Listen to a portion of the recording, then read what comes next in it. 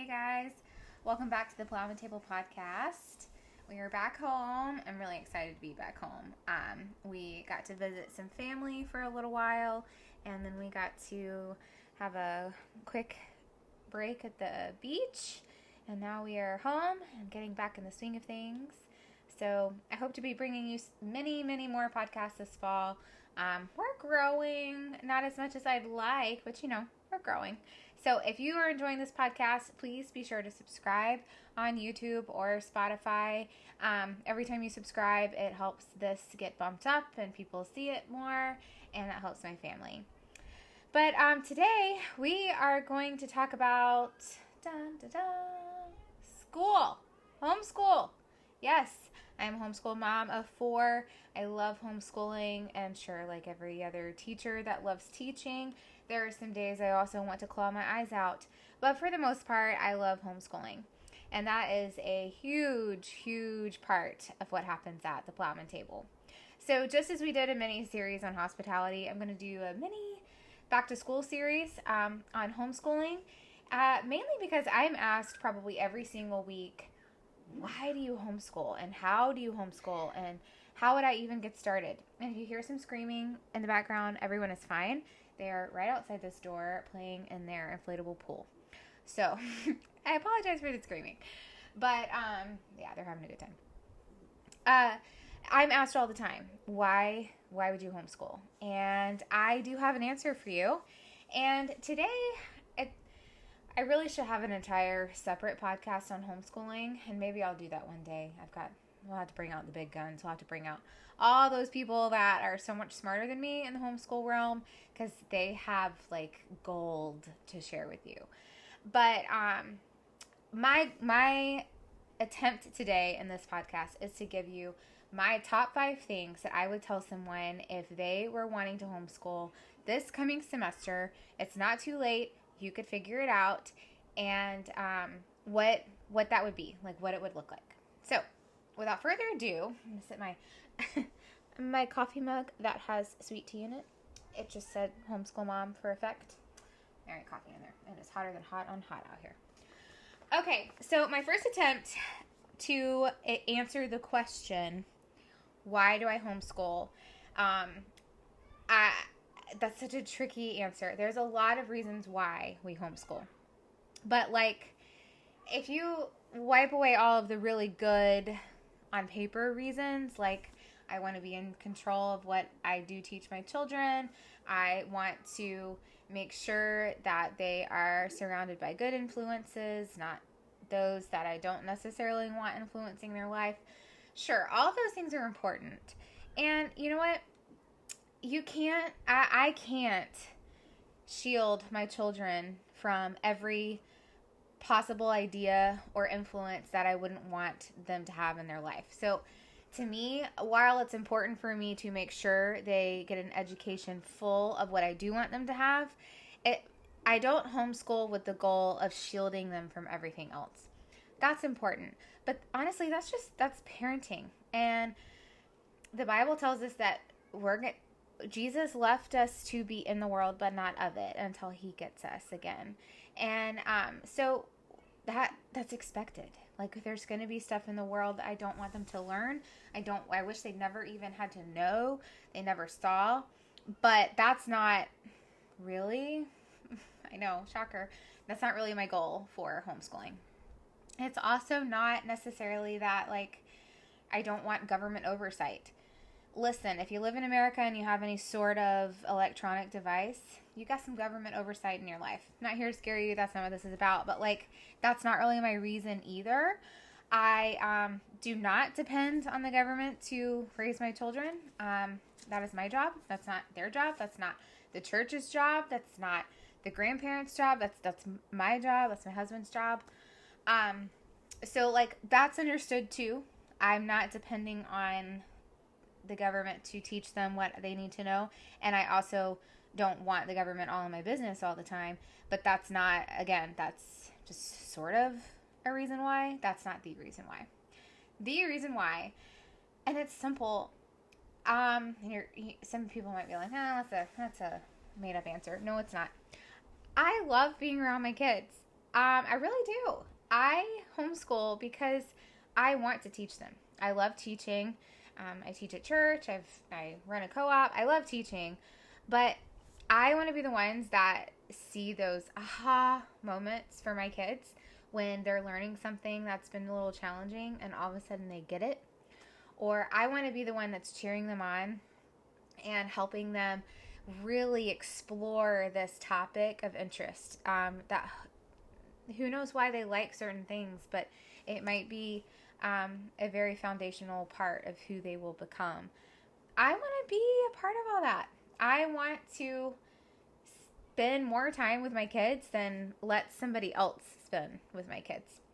Maybe that's selfish. Maybe that's helicopter mom. I don't know. But that is truly my reason. And above all of those reasons, this is what we feel like the Lord has placed on our hearts to do for our family. And He has provided for us to do this for our family. And I'm not here to say that homeschooling is better than something else. Honestly, when people ask me, are you going to homeschool them forever? Well, if I got my rathers, yes, as long as there was some help for math and things that are tricky for me, and there is. But no, like I can't answer that. I can't really say, yes, I'm going to homeschool them forever. I answer it this way. Homeschool is one kid, 1 year at a time. And sometimes it might even have to be semester at a time. In my mind, there is no one-fits-all approach to learning, and there is not only one perfect method. And whatever season you're in and wherever God has called you to live and for your children to go to school, He is big enough to sustain you through whatever it is. And so I can't say that we homeschool because it is the best and we want total control over our children's education. Yes, I do, but that is not my my driving force for homeschool. So I hope I answered that question. That is one of the hardest things for me to answer, and it's never a short answer. So thanks for listening if you listen to all that. Okay, and then how? How do I homeschool? Well, as I said, the Lord has provided. My husband's job is a very good job. It has paid the bills for over a decade now. He has an excellent boss, and he does get to work remote. So I do have some backup in the house every single day. But even when he didn't work remote, we still homeschooled. And I don't. I am the one that has a college degree, and I'm the one that doesn't use it because I'm at home teaching my kids. Homeschool is a sacrifice, and it's one that I think is exponentially worth it. It's worth it today, and it's worth it. I've seen it in other people. I am holding to the hope that it is also worth it for us in the future when the children are no longer under my roof. But I do not work a job. I do side gig stuff. I have a baking business, and I do odds and ends things here and there. So we have some little extra spending money, but I don't work. And people tell me all the time, we could never homeschool because we need both checks to make ends meet. I totally understand that, but I also would encourage you. This is more of a budgeting podcast topic, but while we're on it, I'm just going to say it. If homeschooling is of interest to you and it is the desire of your heart to do that, I would evaluate really, really good your expenses and look at the things that you might not think of. Look at like how much you're spending eating out after school or at the end of work because you're both parents are working and you got to eat fast. Evaluate maybe what you're spending in gas to and from work, commuting. Look at all different angles, not necessarily just the big budget items like your mortgage and groceries. Look at the money that's spent in the cracks and really then evaluate. Could I homeschool my kids? Could I ask to be remote? Could I be part-time? And could I financially do that? And if the Lord wants you to do it, I think He would bless you in it. But that's between you and Him. And you and your spouse should 100% be on the same page. And you have to be willing to do the work. Homeschooling, while it's wonderful, and there's a million different ways to homeschool now, it's no longer that Little House on the Prairie mindset of homeschool. You don't want to do a disservice to your kids. And I will never be the one that's going to tell you that no structure and letting the kids do whatever they want during the school day because they're just learning for what they're interested in and what they feel. I'm never going to be the one to tell you that that is the best way to homeschool, although there are some people that would. I think there's a time for reading and writing and math and spelling and science and history, geography, all of the things that are important. I want my kids to know them, and they're going to have a job one day, and they have to know these things. So if you're not willing to do the work, then maybe not homeschool just yet. But if you think you're willing to do the work, and you could see where you could reallocate some of your money, I think more of us could homeschool than what we think we could. I hope that makes sense. More of us could homeschool than what you think. That still doesn't make any sense, but you're going with me.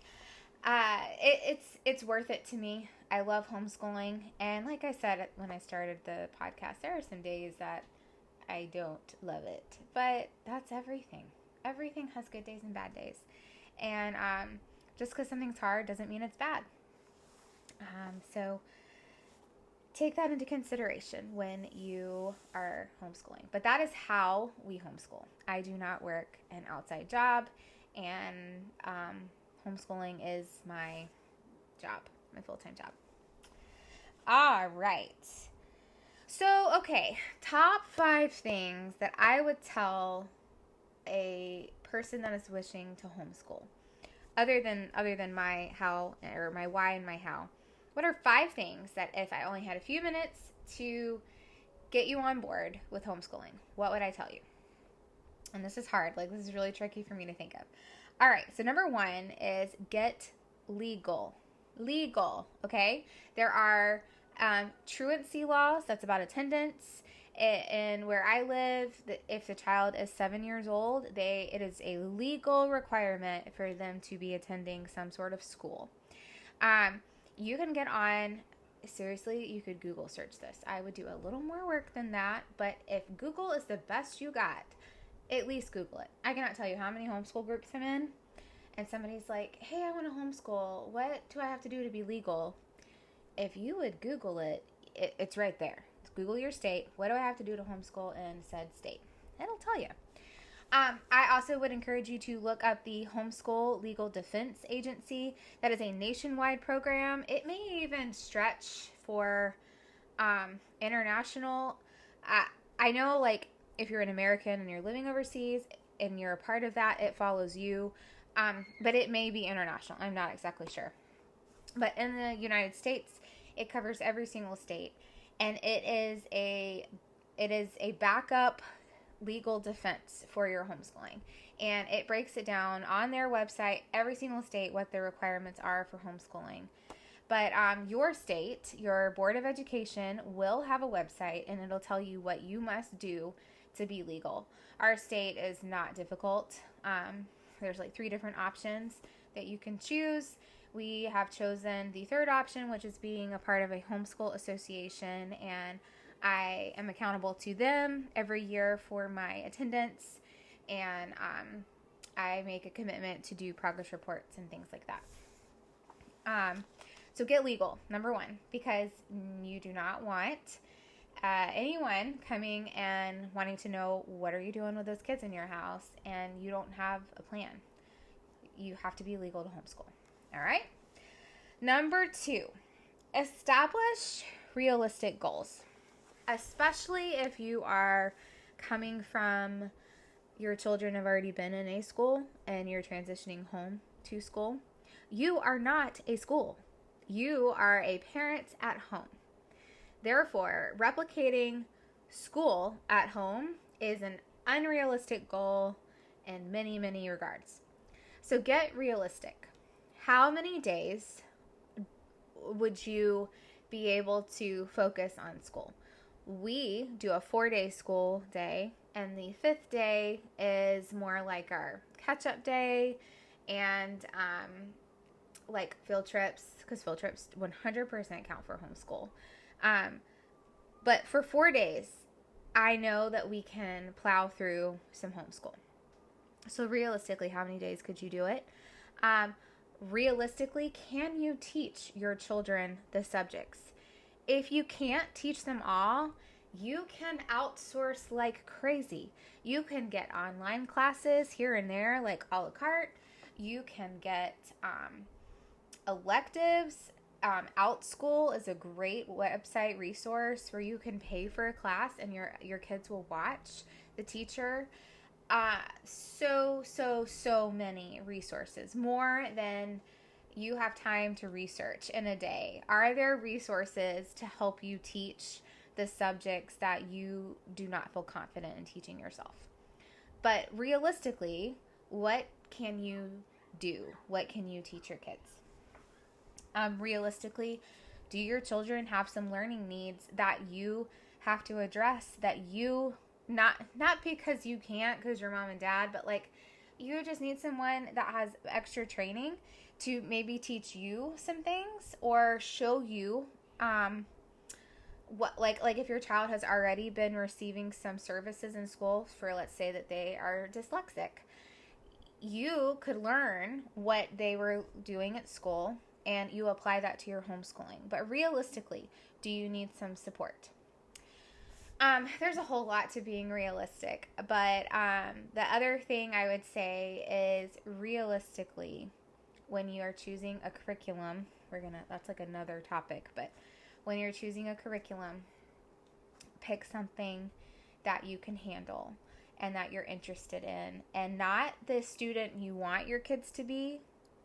Realistically, homeschool them how they are. And you might not know this right away, exactly what kind of learner your child is, but you should know, my kid loves to read and write, or my kid hates to read and write. You should know that about your child.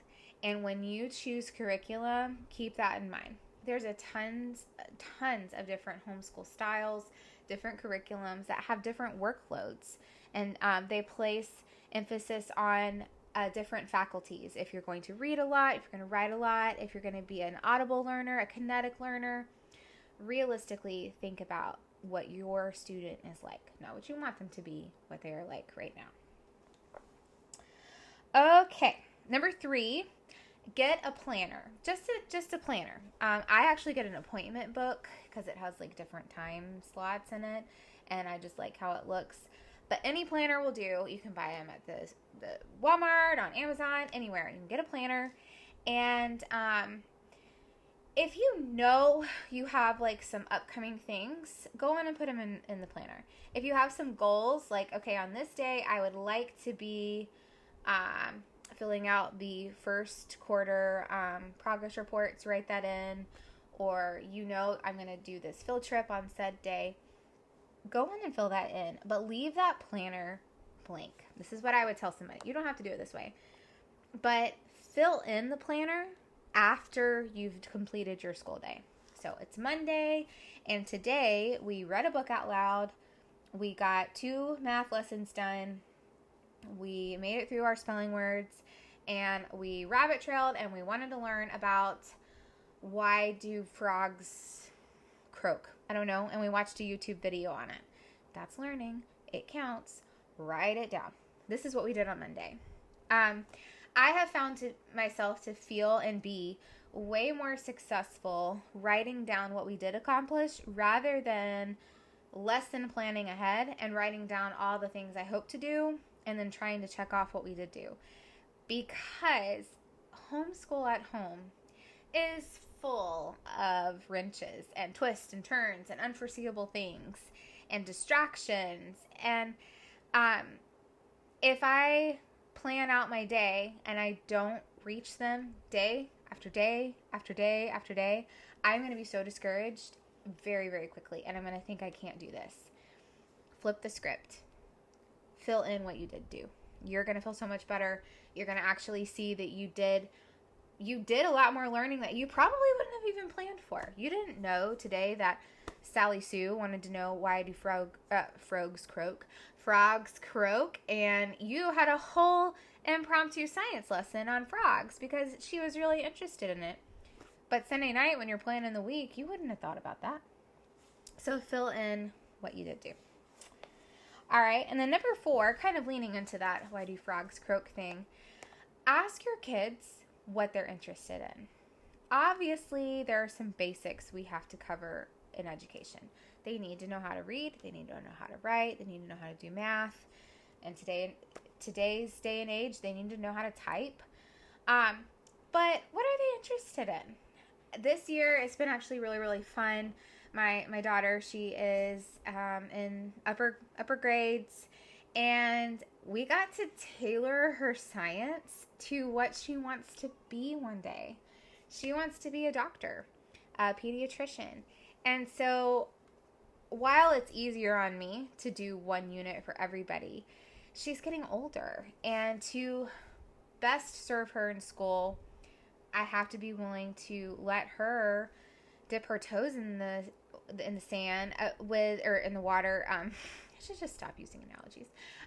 Get her feet wet in the topics of interest to her. And so we actually bought a pretty rigorous science curriculum this year.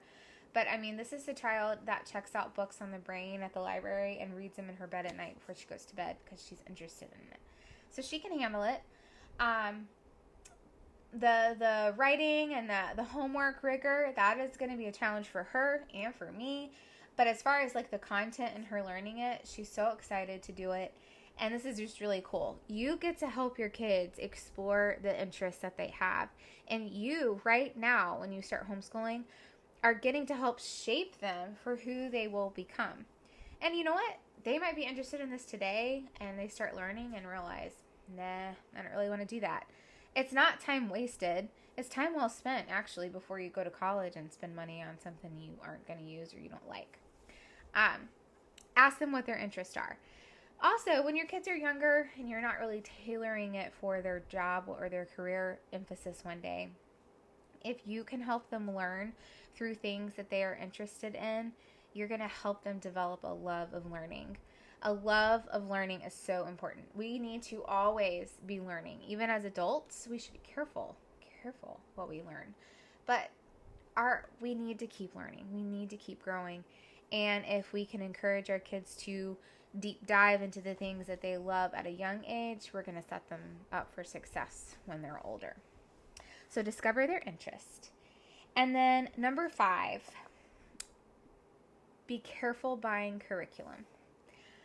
You need something to get started. You need something to check the box. Most states are going to require this anyway. You need something to demonstrate to yourself, to your child, and potentially to the state that your child is in fact learning and retaining the information. If you get on a website right now that sells curriculum, just hide your debit card, your credit card, have somebody accountable sit with you. Everybody's having a sale right now. The curriculums, guys, are so beautiful. I want to buy one of everything. But I have fallen for this trap year after year after year. I think I am going to be guns a-blazing starting the school year, and I'm going to buy this beautiful curriculum, and there's no way that we're going to get tired of it. And I didn't really do my good research. I bought based on what I wanted us to do, not what we are. And I have wasted so much money buying curriculum that I didn't use. And the problem is me. It's actually not the curriculum. Most of the time it is me. I get bored with something, or like I said, I just bought for the wrong kind of learning needs. I bought what I wanted us to be learning like, not actually what we were doing. So don't go buy curriculum right away. Do those things that I talked about first. Be realistic. Ask your kids what their interests are. And make sure you're legal. Then you could even start with like YouTube or the local library you don't have to rush into buying curriculum. Or I have done this before. 2020, we had, the pandemic, and I was a new mama again, and life was just kind of busy. I went to Ollie's and bought workbooks, grade appropriate workbooks that had all the subjects in it. And we just did workbook pages every day for school. And it left us plenty of time for the things that were not planned. Like we ended up doing a totally impromptu state study because my son was interested in the birds for each state. I didn't buy anything for that. I had a book about them already, and we had our backyard bird book that somebody gave us, and we had this floor puzzle of the map of the United States. We just put it together, learned the birds, learned the states. That was our social studies for the year. You can do so much learning without having to buy a boxed curriculum right away, especially if you're not quite confident in what your children need yet. As long as learning is happening, there is no rule that says it has to come out of a box or you have to buy a brand new textbook every single year for your kid. So do not box yourself into the curriculum trap. If you are confident in who you are and who your kid is, man, buy the curriculum. I bought curriculum this year. I took weeks and weeks and weeks and weeks to pick out what I was going to do. I hope to have another podcast to share with you guys what we bought, but they're not here yet. But I'm totally not against curriculum. That's not what I'm saying. Remember, if you are getting started homeschooling and you've not done it before or in a long time, what I would tell you. So learn your kids. Learn you. Like, what are you like? You're going to be the teacher. You've got to be able to be consistent with this. So you've got to pick something that is sustainable for you and your family. And always keep the love of learning. I hope this has helped. We will have a few more episodes on homeschooling. Thank you for joining me today. I will link in the description some planners that I like I told you about. I will also link some curriculum choices that we love. I'll probably do that a little heavier the next episode, but follow along if you want, and remember to subscribe and share with a friend. Happy school year planning. Talk to you soon.